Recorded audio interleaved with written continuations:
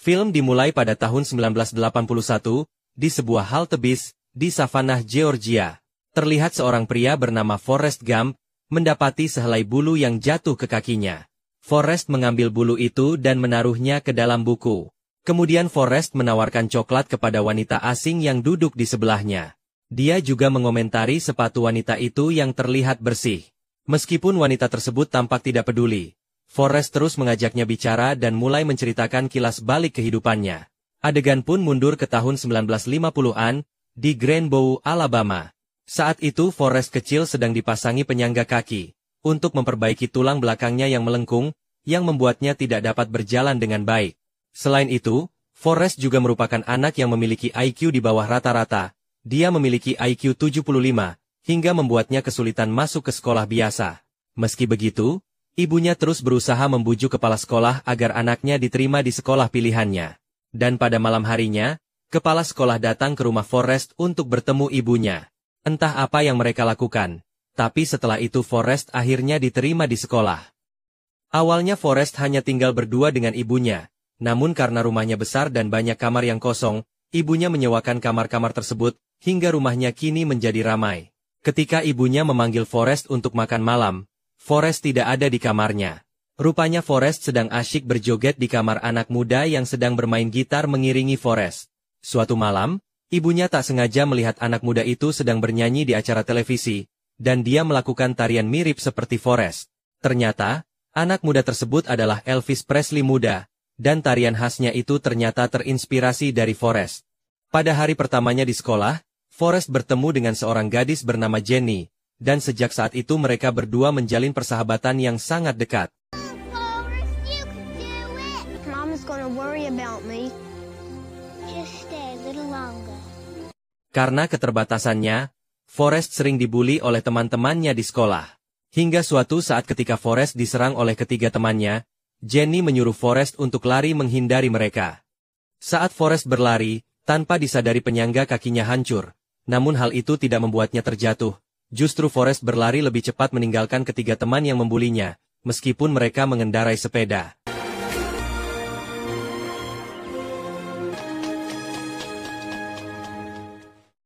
Forrest kemudian pergi ke rumah Jenny, namun dia menemukan Jenny sedang bersembunyi dari ayahnya. Tak lama dari itu, ayahnya ditangkap polisi. Jenny kemudian tinggal bersama neneknya, dan sesekali dia menginap di rumah Forrest. Persahabatan mereka pun berlangsung hingga mereka SMA, dan saat mereka sedang jalan berdua, Forrest kembali diserang oleh ketiga temannya yang dulu membulinya. Jenny kembali menyuruh Forrest untuk lari menghindari kejaran mereka, yang kali ini mengejar Forrest dengan mobil. Forrest kembali berhasil lolos, tapi dia masih terus berlari, bahkan sampai melewati lapangan sepak bola yang sedang menggelar pertandingan. Karena kemampuan berlarinya ini, Forrest akhirnya menerima beasiswa sepak bola di Universitas Alabama.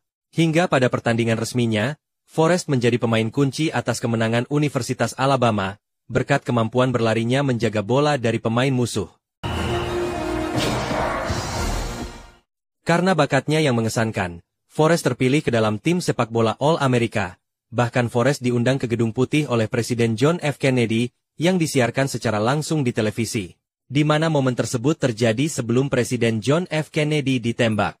Forrest juga ikut menjadi saksi salah satu kejadian bersejarah di Amerika, yaitu Stand in the Schoolhouse Door, di mana gubernur saat itu George Wallace, berdiri di depan pintu gerbang Universitas Alabama, untuk mencegah pendaftaran dua mahasiswa kulit hitam di universitas tersebut. Dalam siaran langsung di televisi, Forrest tersorot kamera sedang mengambilkan buku seorang wanita kulit hitam yang terjatuh. Forrest lulus kuliah pada tahun 1966, dan pada upacara tersebut, seorang perekrut tentara, menawarkannya untuk masuk militer. Forrest kemudian bergabung dengan Angkatan Darat Amerika Serikat. Di sana ia bertemu dengan seorang pemuda kulit hitam, yang akhirnya bersahabat dengannya. Dia bernama Benjamin Buford Blue, atau sering dipanggil Buba. Buba merupakan anak dari keluarga pebisnis udang, dan selama perjalanan, Buba terus bercerita tentang ambisinya untuk membeli perahu penangkap udang, untuk melanjutkan sejarah keluarganya dalam memasak udang. Hey, Gump. Get a load of the tits on her. Sementara itu, Forrest mendapat kabar bahwa Jenny telah dikeluarkan dari kampus, karena mengenakan alma mater kampus untuk berpose di majalah dewasa. Jenny kemudian bekerja di sebuah klub striptease, menjadi penyanyi telanjang. Suatu malam, Forrest pergi mengunjunginya dan memukuli beberapa pelanggan yang coba melecehkannya. Meski niat Forrest baik, tapi hal tersebut membuat Jenny marah, karena Forrest mengganggu pekerjaannya. Saat Jenny akan pergi, Forrest memberitahu Jenny bahwa ia akan ditugaskan ke Vietnam. Jenny pun kembali dan mengatakan pada Forrest untuk tidak mencoba bersikap berani, dan memintanya untuk melarikan diri jika Forrest dalam masalah. You come back safe to me. Do you hear? Setibanya di Vietnam, Forrest dan Bubba bertemu komandan peleton mereka, yaitu Letnan dan Taylor. Selama bertugas, Bubba masih terus membicarakan tentang udang, bahkan dia mengajak Forrest untuk terjun ke bisnis udang bersamanya, setelah masa tugas mereka di ketentaraan selesai, dan Forrest pun setuju. Suatu hari, saat Forrest dan yang lainnya sedang berpatroli, hujan yang tak pernah berhenti selama 4 bulan, tiba-tiba berhenti dan matahari pun muncul. Kemudian tiba-tiba,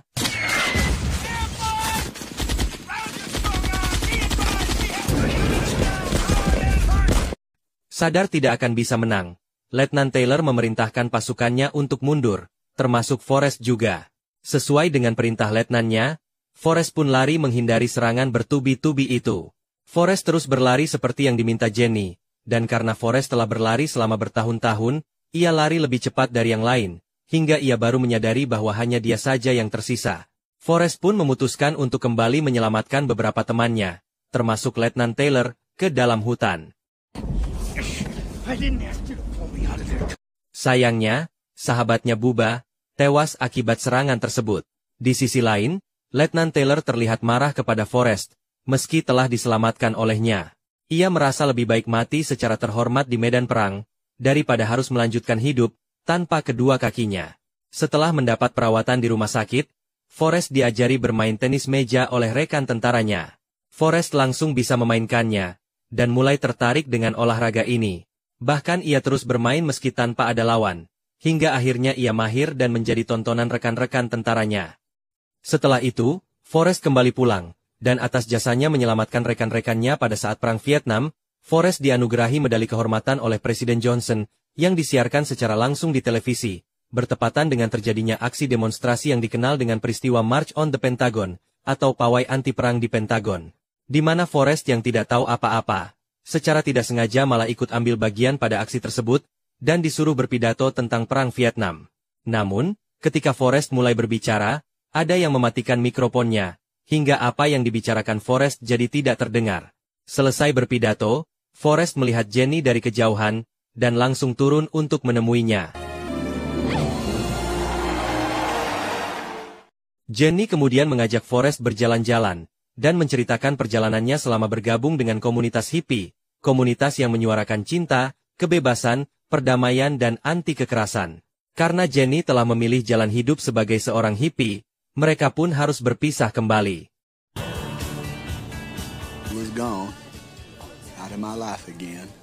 Setelah itu, selama periode diplomasi tenis meja, Forrest dikirim oleh Angkatan Darat ke Tiongkok untuk melakukan pertandingan persahabatan tenis meja. Ketika Forrest pulang, dia menjadi sangat terkenal. Bahkan dia diundang dalam acara talk show di televisi, di mana dia duduk bersama dengan seorang penyanyi legendaris, yaitu John Lennon. Setelah acaranya selesai, dia tak sengaja bertemu kembali dengan Letnan Taylor, yang kini tinggal di sebuah hotel di New York. Setelah pensiun, kehidupan Letnan Taylor sangat kacau, kini dia menjadi pecandu alkohol, dan telah kehilangan kepercayaannya kepada Tuhan. God is listening? What a crock of shit. Mereka pun merayakan malam tahun baru bersama. Dan ketika Forrest menceritakan rencana dia dan Bubba untuk terjun ke bisnis udang, Letnan Taylor tertawa, dan mengatakan bahwa ia akan menjadi asistennya, jika Forrest menjadi kapten kapal udang, meskipun Letnan Taylor hanya bercanda. Beberapa bulan kemudian, Forrest dan tim tenis meja diundang ke Gedung Putih, oleh Presiden Richard Nixon, untuk menerima penghargaan. Forrest juga diberikan tempat untuk menginap di Hotel Watergate selama ia berada di ibu kota.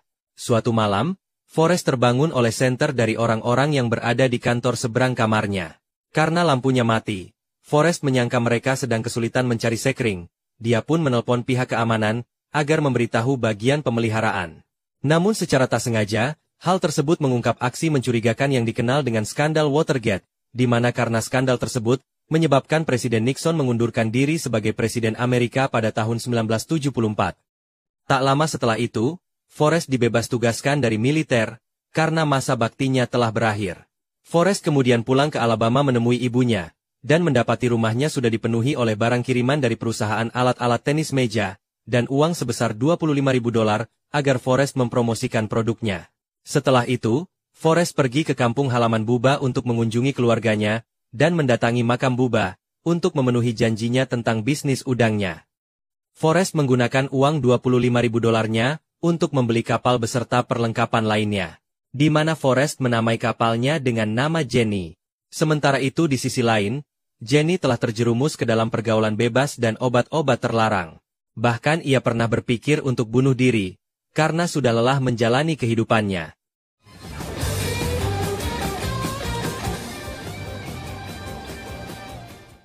Beberapa waktu kemudian, Letnan Taylor kembali menemui Forrest, untuk menepati janjinya menjadi asisten Forrest, seperti yang dia katakan pada malam tahun baru 1971.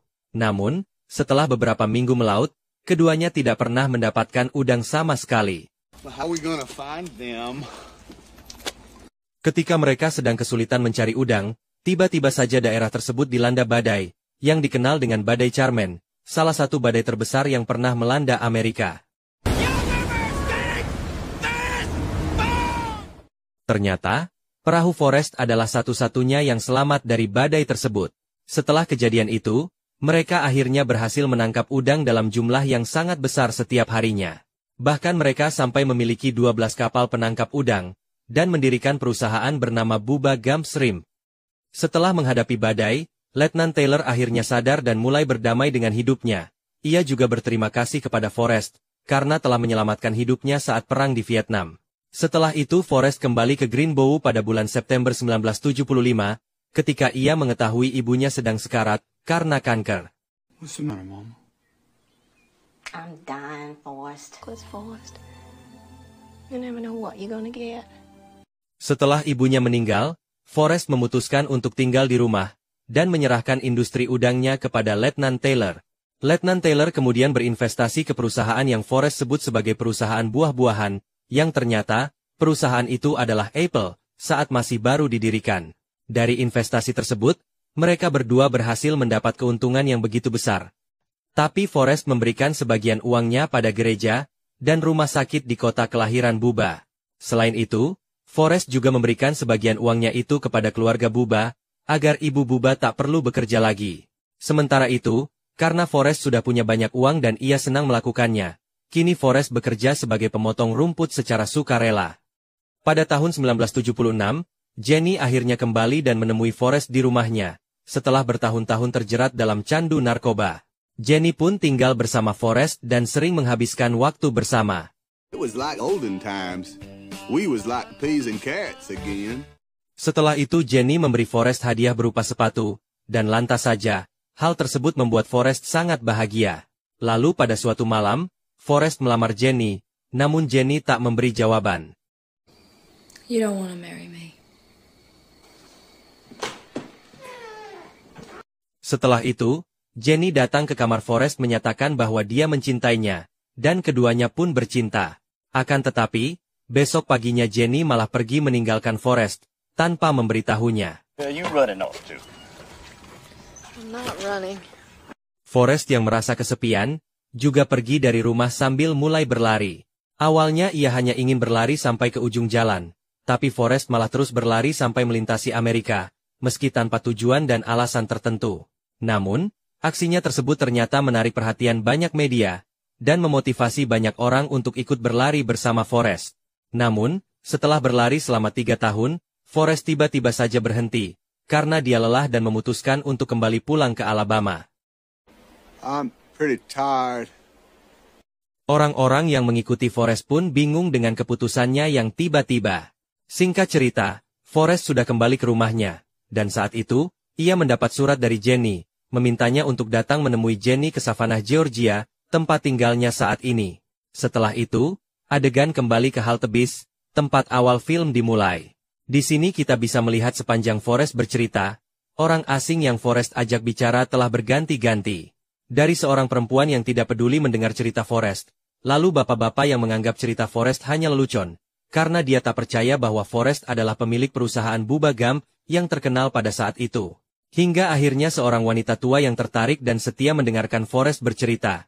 Bahkan ia mengabaikan bis yang ditunggunya, hanya untuk mendengarkan cerita Forrest hingga akhir. Forrest memberitahu wanita tua itu bahwa ia juga sedang menunggu bis, untuk menemui Jenny ke alamat yang ada di suratnya. Wanita tua itu memberitahu bahwa alamat itu hanya beberapa blok dari sini. Setelah mengucapkan terima kasih, Forrest langsung berlari menuju rumah Jenny, dan akhirnya ia bertemu kembali dengan Jenny.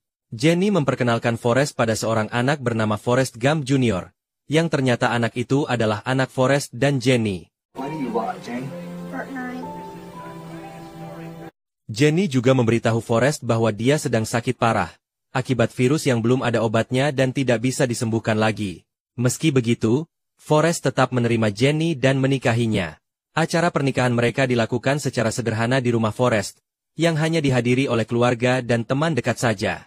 Di antara yang hadir adalah Letnan Taylor, yang kini memiliki kaki palsu, dan didampingi tunangannya yang bernama Susan.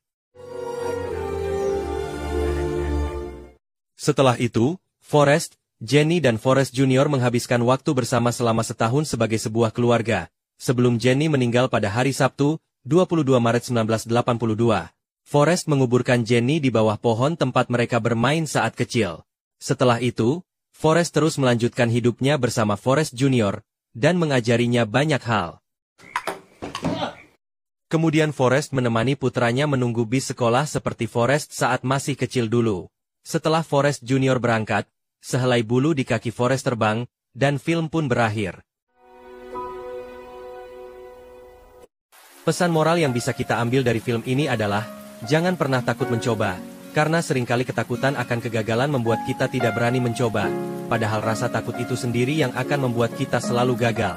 Hiduplah seperti Forrest, dia tidak pernah takut mencoba hal-hal baru, seperti bermain football, menjadi tentara, atlet tenis meja, dan menjadi pengusaha udang. Bahkan ia bisa terkenal hanya karena lari maraton.